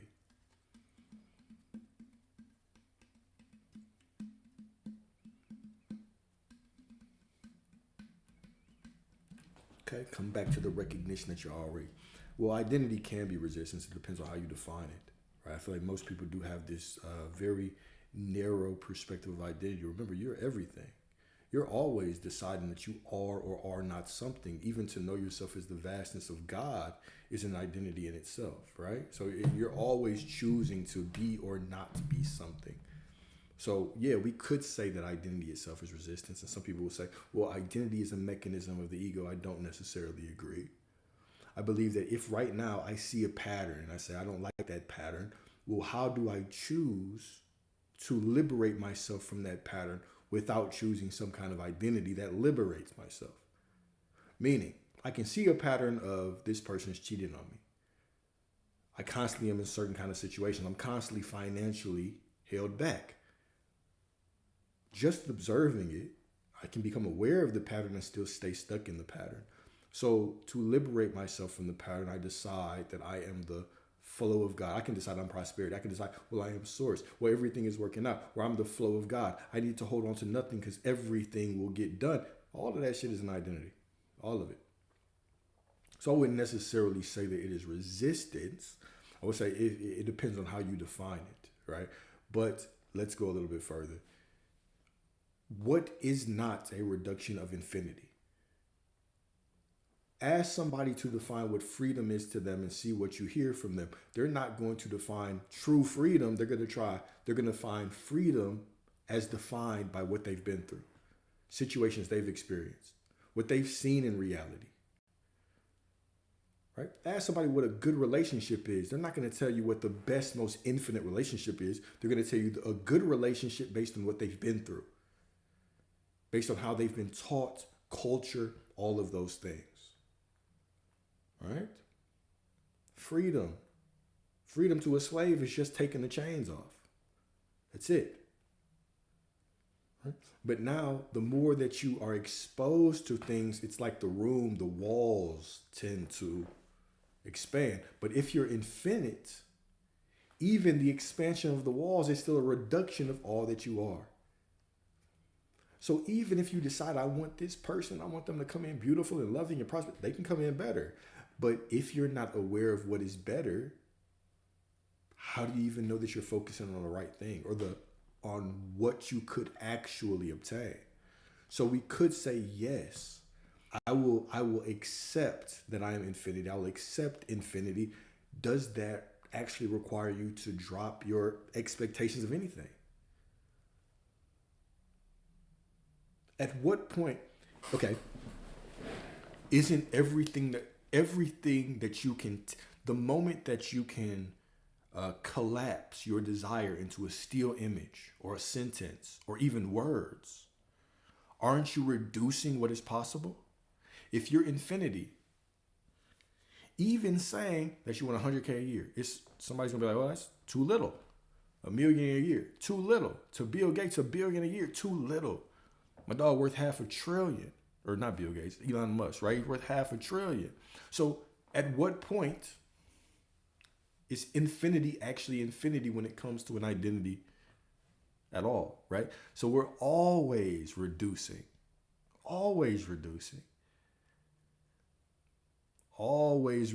infinity based on what we've been taught, our parents, our household, how we've been raised, what we've been exposed to. It's nothing that's wrong with it. It's just something to challenge ourselves with and say, you know what? Because I could say that I want this person, or I could say I'm infinity. I'm open to whatever shows up. Infinite possibilities. I can say I want this money. I want 100K or I want $1 million. But I'm open to whatever shows. I'm open to infinity. Let the vastness of God show up. Right? So, yeah. But no matter what, right? Nobody's wrong. In whatever path you choose, nobody's wrong. We have free will. We get to decide what we want. So there's no wrong path. It's just, those are some of the questions that I used to ponder a lot. Right? I was like, even me sitting here and wanting this one woman, why would I want one when I can have three? Am I reducing myself? And then I started to really scale, like, okay, I want her like this. Isn't that a reduction? Could I get some? Maybe I only want this because that's all I've known. Maybe that's all I've known and that's why I want to. What actually am I possible? Well, if source is infinity and I can have whatever I want, that means I can have infinity. What does infinity mean? Can I ever even fathom that? Why am I holding on to anything?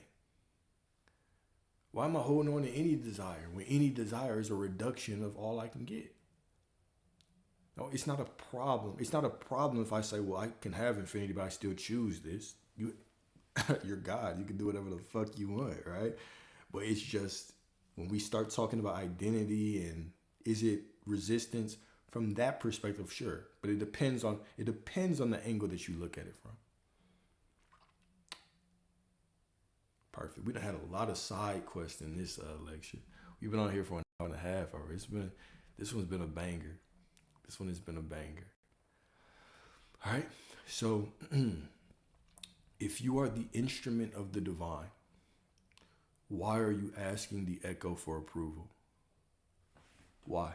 If you're the instrument of the divine, the word of God, the will of God, why are you asking the echo or the circumstance for approval? Stop checking life for permission to be who you already decided that you are. Stop scanning faces for validation. Stop scanning circumstances for confirmation. Stop scanning silence for signs. There's nothing out there. There's only you right now deciding who you are.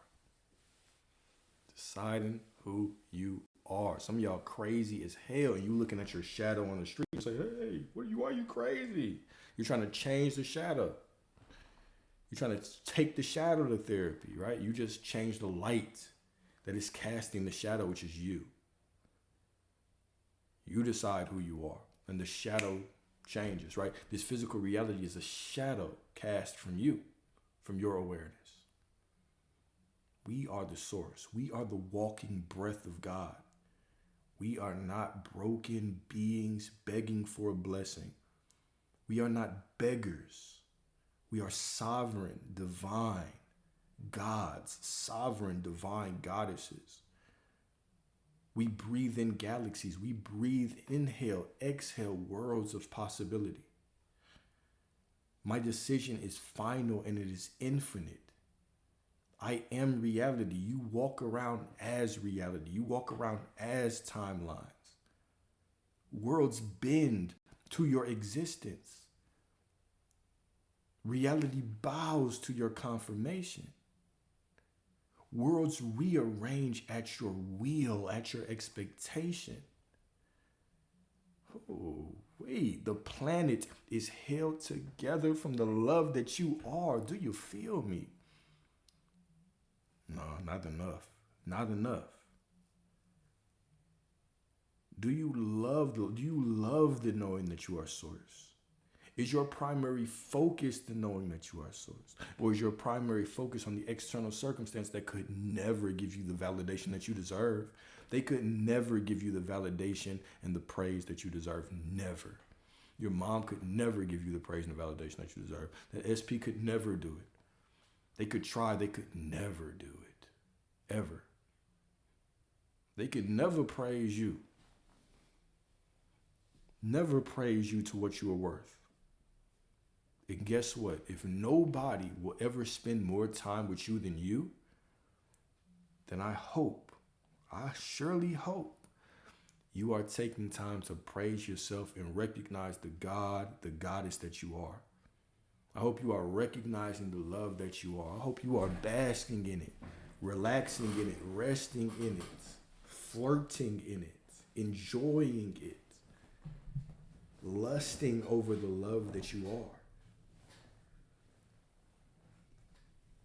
Perfect love casts out fear. The more that you love, the more life and death are in the power of the tongue, and those that love it will eat its fruit. Do you love the knowing that you are reality? Do you love knowing that you are source? Do you love the knowing that it must work out because you said so? It must. It's law. This is law. There is no other out there. There is no out there out there. There's nothing out there. There's only you right here creating worlds based on your experience. It has no choice. This moment you have everything in this moment. You can be and have whatever you want right here in this moment. Do you recognize it? Do you recognize it right now? Doesn't matter how far, doesn't matter how hard you try to run from this moment, you'll always end up back here. Might as well enjoy it. Might as well enjoy it. You can worry about tomorrow all you want. You'll always end up back in this present moment. You might as well enjoy it. You can focus on the past. Complain about the past. Whine about the past as much as you want. You can't go back there. You'll always land right here in this present moment. Might as well use it. Might as well be here. You might as well talk yourself and love yourself through it right now. You're already everything you desire to be. You already have everything that you desire to have. But do you recognize it? Do you recognize that this moment is perfect?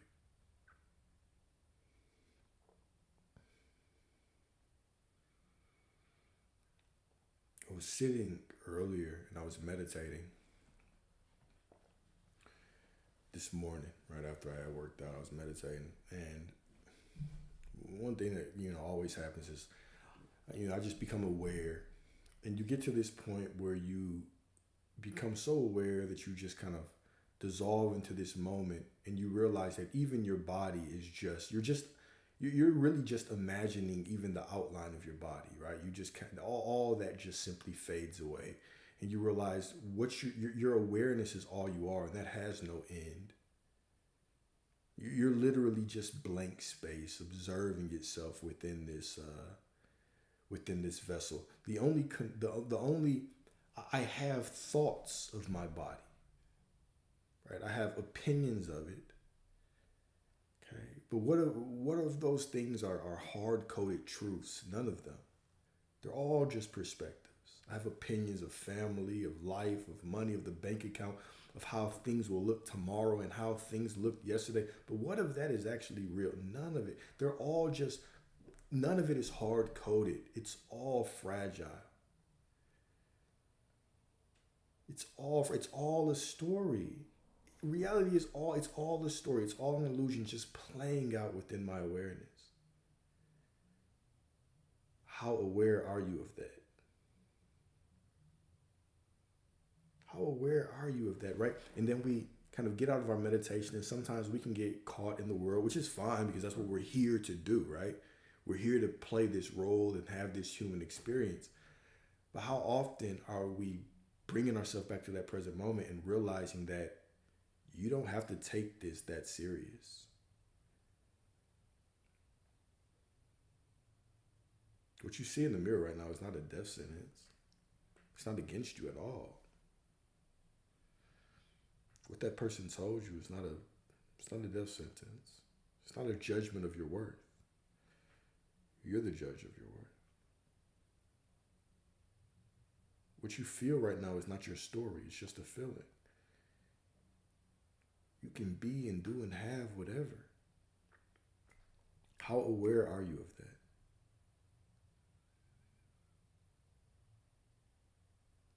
Love you. All right? So the reason that we become so emotionally run by appearances is longing. We want reassurance. We want evidence that we are safe and chosen and adored and picked. We become pick-me's for reality. When reality is waiting for you to be a pick-me for yourself, reality is waiting for you to just know yourself as everything, right? But one of the deepest kind of measurements of spiritual maturity is knowing that you are your own confirmation and validation. You are your own confirmation and validation, right? So 2 Corinthians 3:5, it says, our sufficiency is of God. Our sufficiency is of God. What is another way to say that, right? Our sufficiency is of the knowing of who we are. Where's Josh when you need him to translate for y'all? Josh would have translated that shit already. Our sufficiency is of the knowing of who we are, not of results, not of applause,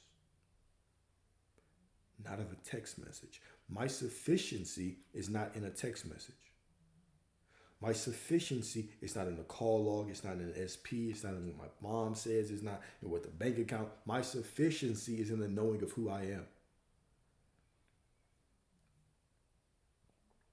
Stop reading through their text message like it's the ancient tablets from Kemet.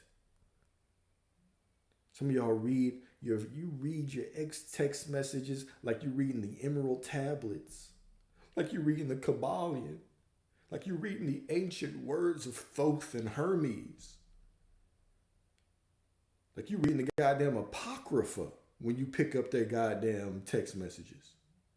You read between every line. You look for the metaphysical meaning of the no period at the end of the text. What does this mean?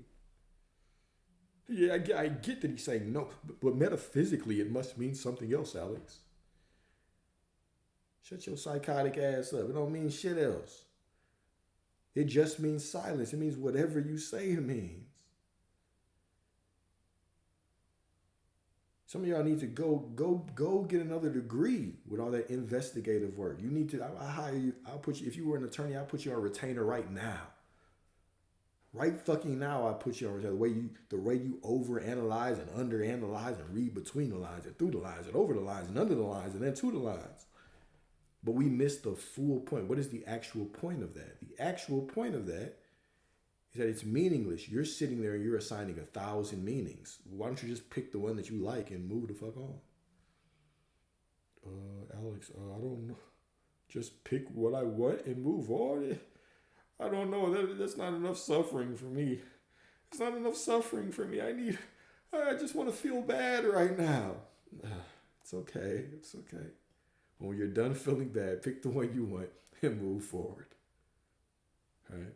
So our sufficiency is of the knowing of who we are. Our sufficiency is not in results. It's not in applause. It's not in a text message. It's not in an SP. Sufficiency is internal. I almost said external. Whew. Glad I ain't slip up with that. Because some of y'all would have cut the video right there. He said what I needed to hear. I need to go back to looking for external validation. Right? Sufficiency is internal.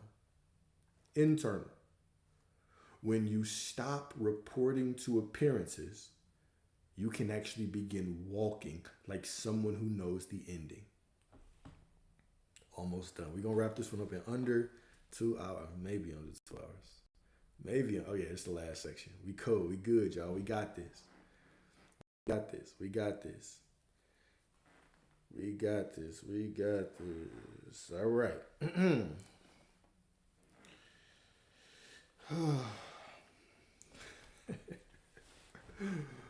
Wait. All right. If reality still has emotional authority over you, it's because you've not settled your identity. Let's think about this. What is emotional authority? Emotional authority doesn't mean it gives you emotions, right? That's not emotional authority. That's just an emotion. I did not, be very clear, I did not say if reality can still make you react or if reality can still make you feel a certain way. That's not what I said, right? That's not what I said. If it still has emotional authority, what does emotional authority mean? It means reality now dictates your emotion, and that emotion dictates your identity. Voice Bell's been saying it ain't been paid for the last year. And somehow it's always magically paid. Yet here we are again.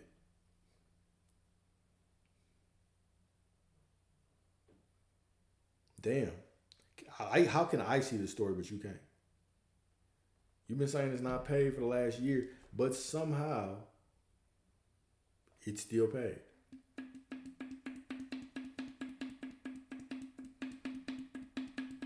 Interesting. All right. Interesting. All right. So if reality still has the emotional authority to determine your identity, it's because you have not settled your own identity. You're still negotiating who you are based on what you see. But when identity is settled, appearances become what they truly are, which is just theater. They're just illusions. They're just moments on the screen. They can be interesting. Sometimes they can be dramatic. Sometimes they can be loud as shit, but they're never sovereign. They're never sovereign, right? Say this with me. Repeat after me, class. Everybody, repeat after me. Reality does not report back to me. I report to myself. Reality doesn't tell you shit about you. You report back to yourself. Reality just presents something. You look at reality, put a label on it, and report back to yourself the findings. So let's say that one more time. Reality does not report back to me. Reality does not report back to me. I report to myself. I report to myself. But Alex, what about this? Stop right there. Shh. Just want to grab some of y'all lips and be like, shh, shut up. Stop. Reality does not report back to me. I report to myself. But shh. Quiet. Don't fuck this moment up. You in the right story right now. Stop fucking shit up. Let us have a good thing.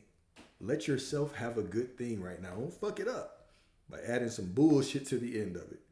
I report back to me. That's it. That's enough. Stop right there. Stop right there. Shut up. Okay? Here we go. I decide what things mean. I decide what things mean. You do. I decide who I am. I decide who I am. All right. And last mantra class. Last mantra together. I decide what is unfolding. I decide what is unfolding. Perfect. Give yourself a round of no fucking buts after that. No buts. None. Stop trying to think about the buts. Come back to this moment. Stop trying to think about the buts. Come back to this moment. You already said it. You're exact. I decide what is unfolding. Now here's the beautiful thing. When you stop reacting, basing your identity on the unholy trinity of circumstances, thoughts, and emotions. All right, we're going to block Marla. Let's go block Marla in the Discord right now. Let's write a note to block Marla. Okay. Let's get this. Block Marla ass. All right, well, I got you, Marla. I got you. Don't worry, I got you. Okay? When you stop reacting, okay? So when you stop basing your identity on the unholy trinity, what's the unholy trinity? Circumstances, thoughts, emotions, right? When you stop basing your identity on those things, what happens?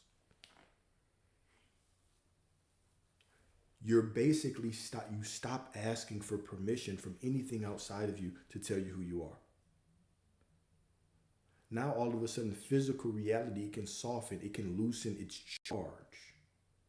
Because it was never in charge, right? So the moment that I stop looking at it, waiting for a response, and it kind of hits me with something, and I'm defining who I am by it, and I'm looking out there for something different, and then I'm trying to choose something different, but I'm looking out there, and oh my God, we just beating each other up. I'm prosperity. But does the bank say so? No. Fuck, I'm not prosperity.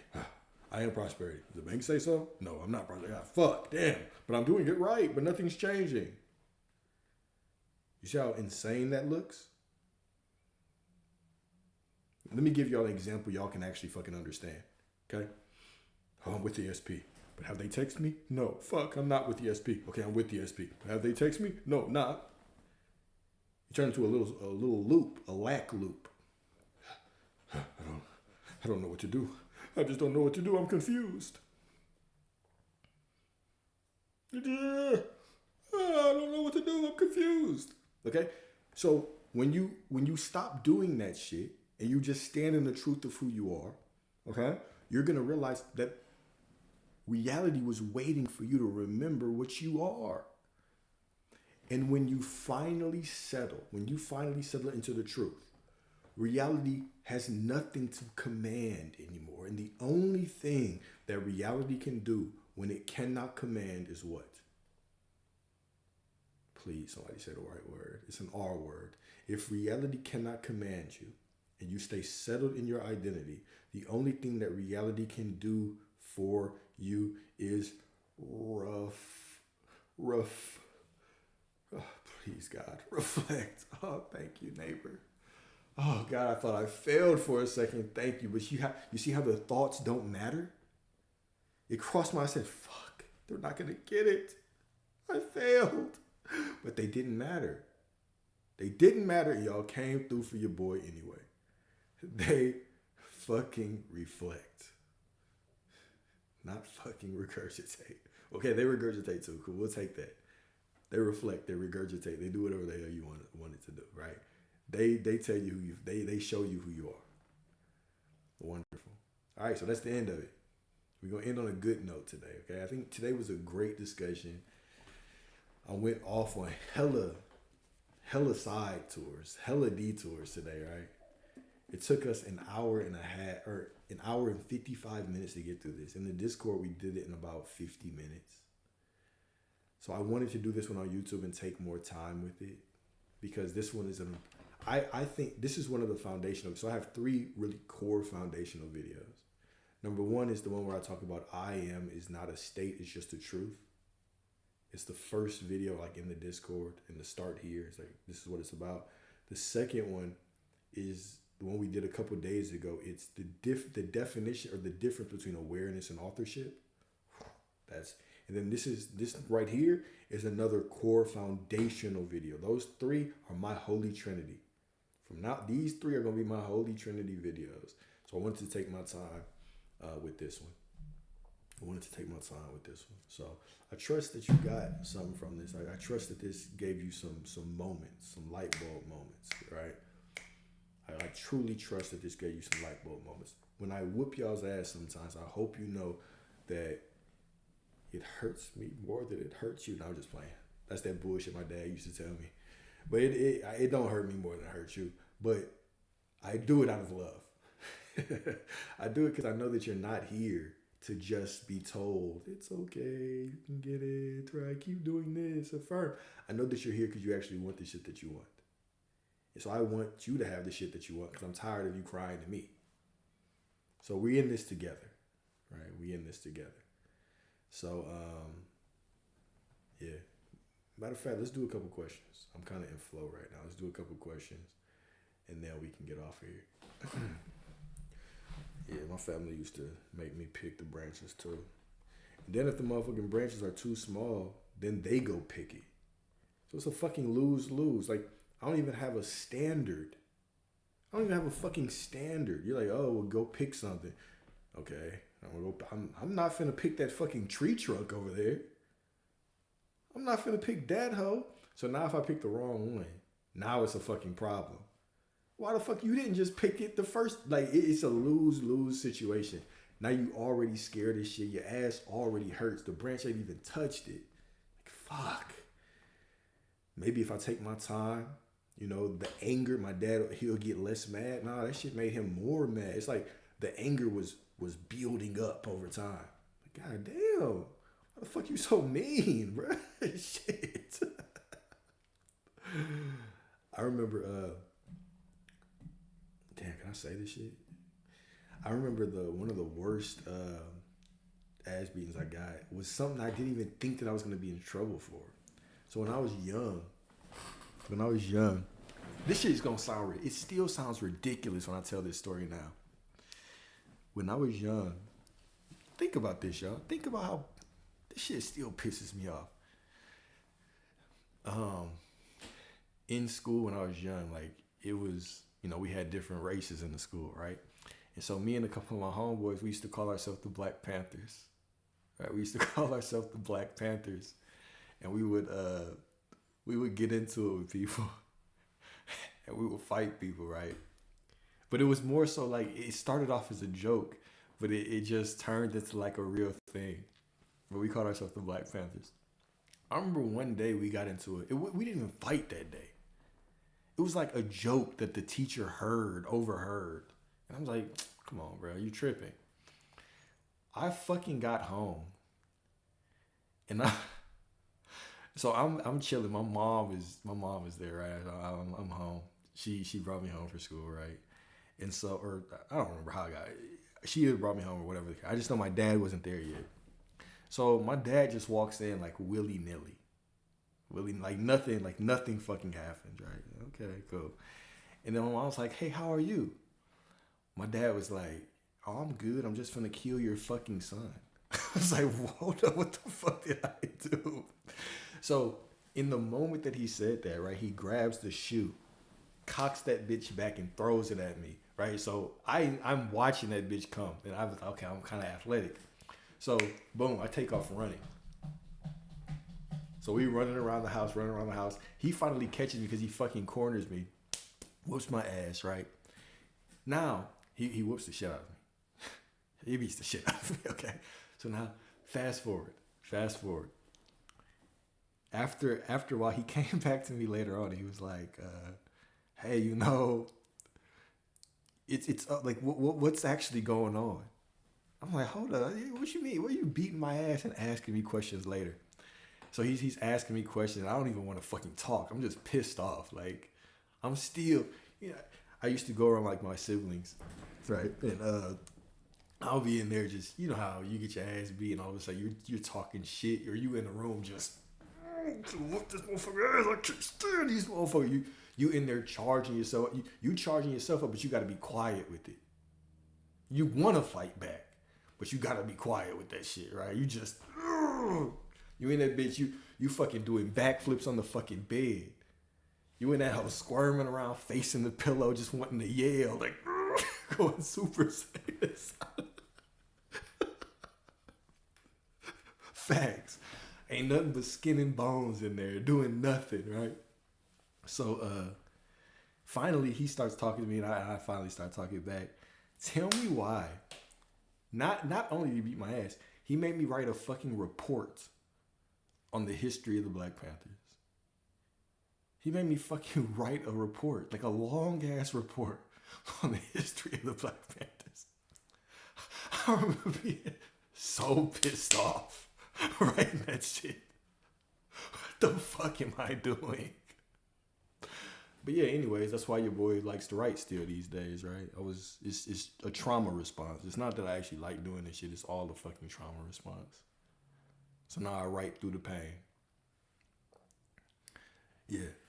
But that was I did not anticipate to get my ass beat off of saying that I was a Black Panther. Oh, but that shit is funny now. But that shit is funny now, man.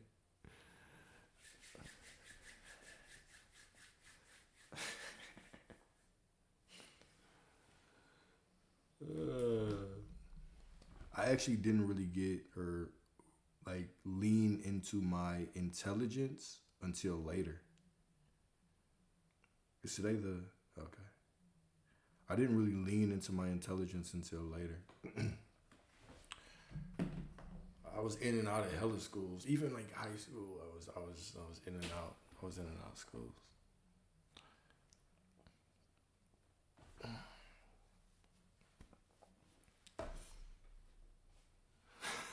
Yeah, the past don't exist. The past don't exist. With the skillet, oh bro, that's terrible right there. The skillet is terrible. That's true, bro. It was always my dad's hard ass work boots. It was always them hard ass fucking slip and slide dress shoes. Yeah, them hoes used to get the best out of me. I know them bitches had a couple cuffs in them, a couple scuffs in them because of my fucking forehead. I know them bitches got a couple of scuffs in them. Oh, the buckle of the belt? Oh. My mom, she didn't really beat my ass like that. She used to pinch. I remember being so happy when I finally got to the point where it didn't hurt anymore. When I finally got to the point where she could pinch the shit out of me and it didn't fucking hurt. And I was like, hell yeah. Until she started using her fucking nails. And I was like, God damn, there's levels to this shit, huh? There's levels to this shit. Church.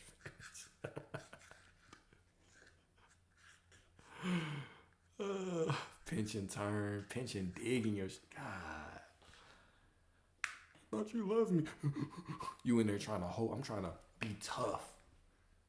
That shit don't hurt me. I'm not knowing she's only using 40% of her force. I'm not knowing she thinking two can play this game. Two can play this game, son.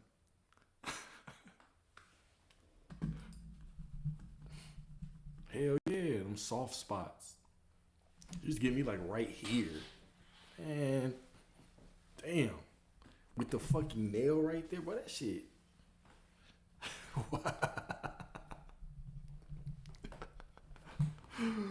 Oh, bro. Hell yeah. Hell yeah. I'm blessed to really be able to help them now, though. I ain't gonna lie to y'all, bro. I had a huge like breakthrough moment with my family this weekend. Huge breakthrough with them. I can't even put it into words, man. Can't even put it into words. It was profound. It was profound.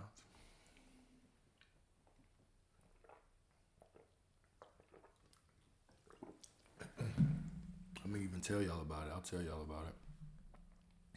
So, to this day, my family they didn't really know that they didn't really know what I did. I kind of told them, yeah, I'm in the market, yada yada. But even to, like a month ago, a couple weeks ago, not really a week ago, but they would still ask me about jobs sometimes, right? And so I'm talking to so what I do like around the beginning